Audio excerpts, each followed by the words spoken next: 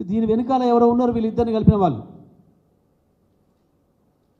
బొగ్గు గనులను కొట్టేయాలనుకుంటున్న పెద్దలు ఎవరో వీళ్ళ ఇద్దరు నోరు మూయించి పనిచేస్తున్నాడు. దేనికో తలొగ్గి, దేనికో లొంగిపోయి దాంట్లో పాల్గొనడానికి ముందు చెప్పిండు. ఇప్పుడు కూడా దొంగ మాటలు మాట్లాడుతున్నాడు. నిన్న సాయంత్రం బట్టి విక్రమార్క గారు మాట్లాడిన దానికి ఇవాళ చేసిన పనికి పొంతన లేదు. ఇగో ఇది పులుల కొట్లాట. బొకే ఇచ్చుకొని ఒకరినొకరు ఆహ్వానించుకొని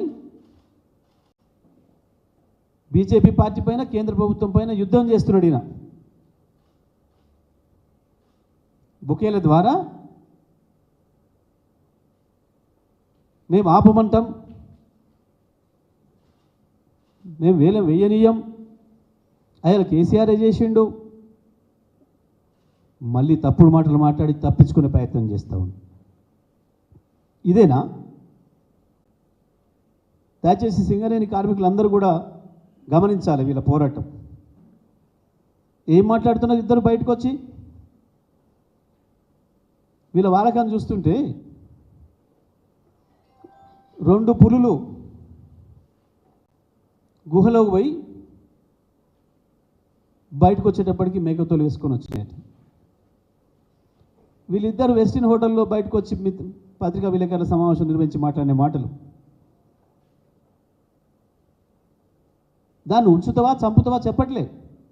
ఆవు ఉండెను, దానికి తోక ఉండెను, దానికి 2 చెవులు ఉండెను, మూతి ఉండెను, ముక్కు ఉండెను మాట్లాడాను. ఇద్దరు కూడా దాన్ని ఉంచుతున్నావా, కోస్తున్నావా, ఏం చేస్తున్నావు, దాని మీద మాట్లాడలే. గమనించాలి ప్రజలందరూ కూడా దయచేసి.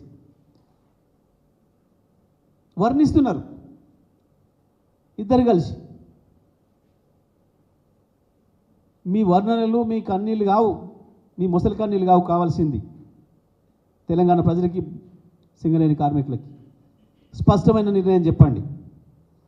ఇవాళ వెస్టిన్ హోటల్లో కూర్చొని మీరు ఇద్దరు కలిసి శ్రావణి బ్లాక్ను వేలంపాట నుంచి తీసినరా లేదా?